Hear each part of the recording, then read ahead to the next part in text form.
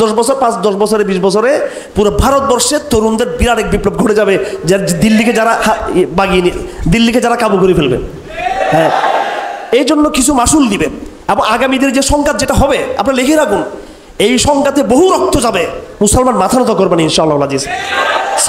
सतम गरुओं के सामने कभी सर झुका है ना कभी सर झुकेगा, शिआर सादक पे हम नाजा है, जो कहते हैं वही करेंगे। আওয়ামী লীগের আমলে আন্দোলন করা যায় নাই, কারণ গুলি করতো তারা। আমি নিজেই তো বারবার গুলির মুখ থেকে ফিরে আসছি, আমার কারাগারে গিয়েছি, এবং একটা ধারণা বদ্ধমূল হয়ে গিয়েছে যে যেহেতু পুলিশ অ্যাগ্রেসিভ, যেহেতু এখানে গুলি করে মানুষ মেরে ফেলতেছে, শাপলা চত্বরে মেরে ফেলছে, এরপরে এই 2021 সালে আমাদেরকে মেরে ফেললো, গুলি করলো, আমরা জেলখানায় গেলাম। তো আওয়ামী লীগ যে গুলি ব্যবহার করতেছে, মানুষকে মেরে ফেলতেছে, একটা বদ্ধমূল ধারণা ছিল যে গণমানুষ আন্দোলনে নামবে না, কারণ পুলিশ যেহেতু গুলি করতেছে। কিন্তু 24-এর আন্দোলন প্রমাণ হয়ে গেল মানুষ গুলিকে তাওয়াক্কু করে না। ঠিক যেভাবে বাঙালি এই শেখ হাসিনার এই গুলিকে তাওয়াক্কু করে নাই, আগামী দিনে বাঙালি বিএসএফ ভারতীয় সেনাবাহিনীর গুলিকেও তাওয়াক্কু তারা করবে না। বিগত দিনে তারা হাসিনা রেজিমের গুন্ডা বাহিনীর গুলির সামনে দাঁড়িয়েছে, আপনারা হিম্মত রাখবেন, আমি বলে দিচ্ছি আগামীতে বাঙালি জনগণ ভারতীয় ট্যাঙ্কের সামনে তারা দাঁড়িয়ে যাবে ইনশাআল্লাহ। আমি যদি বেঁচে থাকি তাহলে আমি নিজে প্রথমে দাঁড়াবো ভারতীয় ট্যাঙ্কের গোলার সামনে ইনশাআল্লাহ। এই হিম্মতটা রাখবেন। ভারত একটা দুর্বল সরকার, একটা দুর্বল। পাকিস্তানে আমরা পাকিস্তানটা মুনাফিক নেফাক আছে, এরা কোনোদিন হিন্দুস্তান বিজয় করবে না, হিন্দুস্তান বিজয় করবে আল্লাহর দিন মুজাহিদরা বিজয় করবে। কিন্তু তারপরেও মুনাফিক হলো তো যেহেতু মুসলমান, এরা আমাদের মুসলিম ভাই। তো এখন মন্দের ভালো হিসেবে বলতে হয় আর কি। ব্রিফিং করতেছে সিংহের মতো পাকিস্তানিরা, আর ইন্ডিয়ান ব্রিফিং করতেছে মহিলা একটা সোফাইয়া কুরাইশি। ওইটা দেখে আমি বলছি আলহামদুলিল্লাহ, এখন যুদ্ধ দেখে নেই, মোটামুটি ফাইসাল হয়ে গেছে এখানে। কোথায় শার্দুল এই পুরুষ আর কোথায় মহিলা একটা। হ্যাঁ, তো এই হচ্ছে অবস্থা। এদেরকে জয় শ্রীরামের এগেনস্টে আল্লাহু আকবার বললে এমনি কলজের মধ্যে কাপড় ছুটে যাবে। এদের পৃথিবীর সবচেয়ে ভীতু এবং সবচেয়ে একদম কাপুরুষ জাতি হচ্ছে এই আমাদের আশেপাশে মগ বড়ুয়া, তারপরে এই যে আপনার হিন্দুত্ববাদী এরা।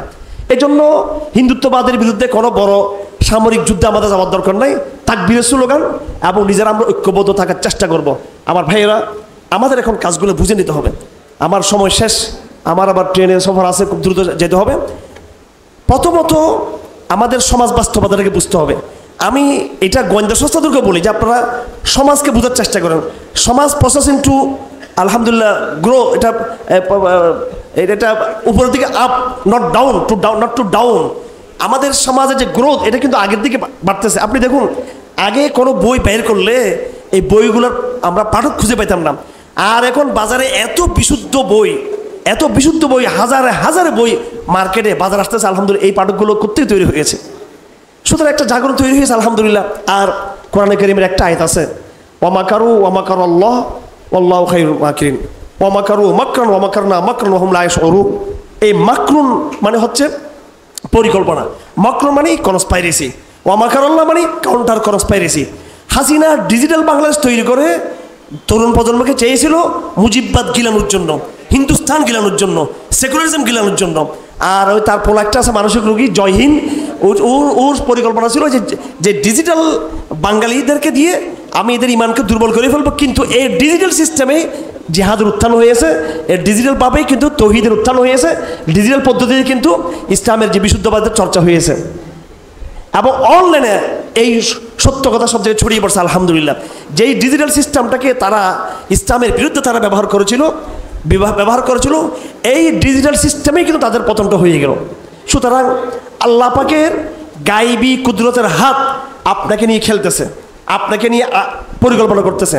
আমি আবারও বলতেছি, সবাইকে আবারও বলতেছি, আল্লাহ পাকের গায়বী কুদরতের হাত পরিকল্পনা করতেছে। আমি জামাত শিবিরের উদ্দেশ্যে আজকে একটা কথা বলি, এটা কোনোদিন বলি নাই। এরা তো আমাকে পছন্দ করে না, এরা আমাদেরকে একটু মনে করে জঙ্গি টাইপের আমরা, ঠিক আছে, আর আমাদেরকে আবেগপ্রবণ মনে করে। আমি নিজামী সাহেবের সাথে কারাগারে ছিলাম, এটা জামাত শিবিরের সমস্ত ভাইদেরকে পৌঁছে দেবেন এই মেসেজটা। আমি ওনাকে চট্টগ্রাম কারাগারেও পেয়েছি, কাশিমপুর কারাগারে পেয়েছি, ঢাকা কারাগারে পেয়েছি, আমি 3টা কারাগারে পেয়েছি আমি। এখন আপনি দলীয় কর্মী, সেটা কিছু আসা যায় না, কিন্তু আপনি কি আপনার দলের এই নেতাদের জীবনের শেষ অবস্থা কি দেখছেন আপনারা?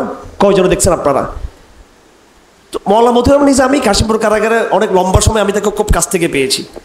আর ঢাকাতে তো তিনি একবার আমার পাশেই ছিলেন, ঢাকা কেন্দ্রীয় কারাগারে। এটা আমি আপনাদের উদ্দেশ্য নয়, জামাত শিবিরের বেশি প্রগতিশীল, বেশি বুদ্ধিজীবী, বেশি জ্ঞানী ওনাদেরকে বলতেছে। এটা খুব ওনার কৌশল বোঝা, মাশাআল্লাহ। আমরা তো কিছু বুঝি না কৌশল টৌশল। তো ওনাদের উদ্দেশ্যে বলতে চাই, নিজামী সাহেব রহমতুল্লাহের একটা বক্তব্য ছিল যে বাংলাদেশকে নিয়ে আল্লাহর গায়বী কুদরতের হাত পরিকল্পনা করতেছে। এই কথা যদি তোমাদের নেতা যদি বলে শহীদ হয়ে যেতে পারেন, আর তোমরা আবার আপুসের কথা চিন্তা করতেছো কি জন্য? আল্লাহ কি সাহায্য করার জন্য উপরে নাই আল্লাহ পাক? এটা তো দুনিয়াতে কিছু পরিস্থিতি তৈরি হবে, কিছু পরীক্ষা ফেলবেন। আমরা ইব্রাহিমের সন্তান, আমাদেরকেও তো আল্লাহ পাক সুবহানাহু ইব্রাহিমের মতো বিজয়ী করবেন। এবং বিজয়ের আগে ইব্রাহিমকে যেভাবে পরীক্ষা ফেলছেন, আমাকে ওদেরকে পরীক্ষা ফেলবেন। হিন্দুস্তান থেকে ভয় পাচ্ছেন কি জন্য আপনারা?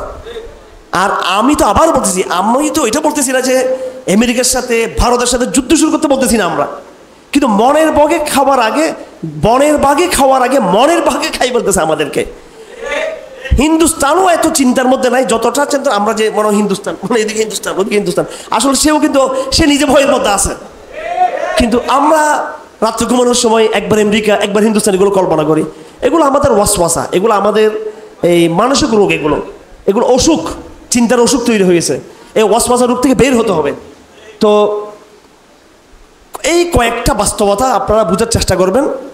সমাজ বাস্তবতা, আমাদের সমাজ, মুসলিম সমাজ আলহামদুলিল্লাহ আগের চেয়ে অনেক শক্তিশালী।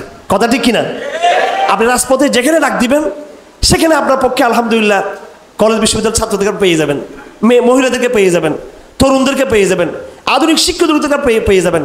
আমি আপনাদেরকে বলতে চাই আলহামদুলিল্লাহ এই ডিজিটাল দাওয়াতের মাধ্যমে আমাদের আমলাতন্ত্রে, সুশীল সমাজে ব্যাপকভাবে ইসলামের দাওয়াত, সমাজের শিক্ষিত এলিট সমাজে, মধ্যবিত্ত সমাজে অনেক গভীরে চলে গেছে। ইসলামের দাওয়াত অনেক গভীরে চলে গেছে। অনেক, এটা দায়ীদের ভূমিকা, রাজনীতিবিদদের চেয়ে ওটা দায়ীদের ভূমিকা ছিল। দাওয়াতের আওয়াজ প্রত্যেকটা জায়গায় চলে গেছে আলহামদুলিল্লাহ। হ্যাঁ, মুসলিমরা সংঘবদ্ধ না, এখানে লিডারশিপ নাই, এটা হচ্ছে সমস্যা। এটাও ইনশাল্লাহ আল্লাহ পাক আমাদেরকে দিয়ে দিবেন। আমি এই কথা বলতে চাচ্ছি, এই সমাজ বাস্তবতাকে বোঝার চেষ্টা করুন।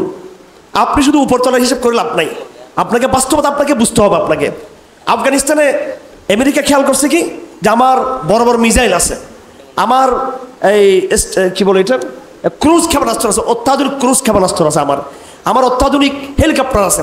আমি এটা দিয়ে আফগানিস্তানকে কাবু করতে পারবো। কিন্তু আফগানিস্তানের মাটিকে সে চিনতে পারে নাই। মাটি তো এটা ক্রুজ মিসাইলকে গ্রহণ করবে না। মাটি হচ্ছে তৌহিদের মাটি।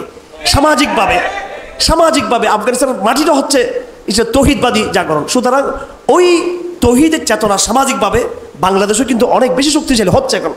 আমি তুরস্কের এই যে এরদোগান এখন ক্ষমতায় আছেন, আমি একে পার্টির একজন অনেক বড় দায়িত্বশীলকে জিজ্ঞেস করেছিলাম 2013 সালে, ওনার নাম্বারটা আমার হারিয়ে ফেলছি আমি। অনেক অনেক গুরুত্বপূর্ণ একজন ব্যক্তি ছিলেন তিনি।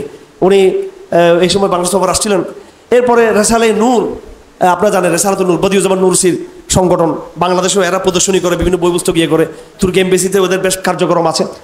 তো আমি তাদেরকে জিজ্ঞেস করেছিলাম, এরা খুব টপ লিডার ছিল। আমি বললাম যে এই বাংলাদেশের মতো একটা গরিব দেশ, এখানে তো সেকুলাররা এত শক্তিশালী না, এখানে বামপন্থী রামপন্থী এরাও তো এত শিক্ষিত না, এত স্মার্ট না।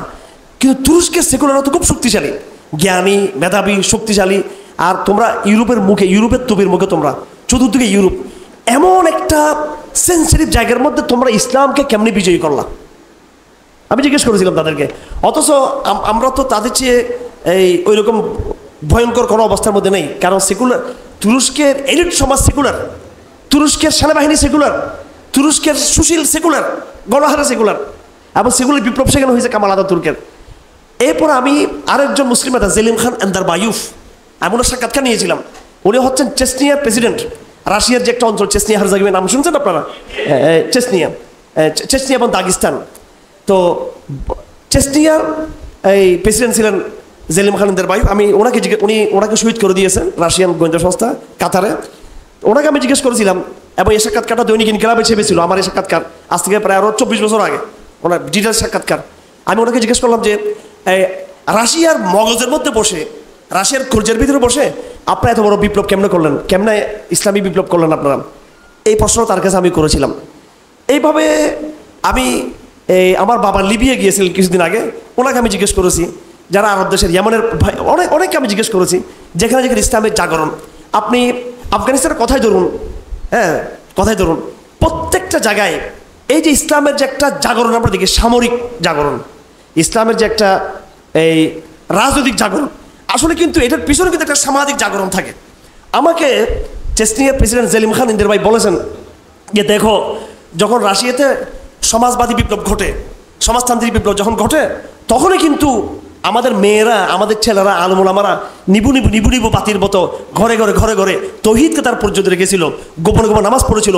আমরা কিন্তু কলমা ছেড়ে দিই নাই, আমরা ইমান ছেড়ে দিই নাই, আমরা আমাদের মাযহাব ছেড়ে দিই নাই, আমরা আমাদের আকিদা ছেড়ে দিই নাই। উপরতলায় সব কমিউনিস্ট শাসনতন্ত্র চলতেছে, কিন্তু ভিতরে কিন্তু আমরা ইসলামকে আমরা লালন করেছি। আমরা সেই সামাজিক ইসলামে একদিন গর্জে ওঠে সামরিক পন্থার মাধ্যমে রাশিয়ার বিরুদ্ধে তারা লড়াই লিপ্ত হয়েছে। একই উত্তর দিলেন আমাকে এই যে তুরস্কের যারা ইসলামপন্থী, তারা উত্তর দিলেন।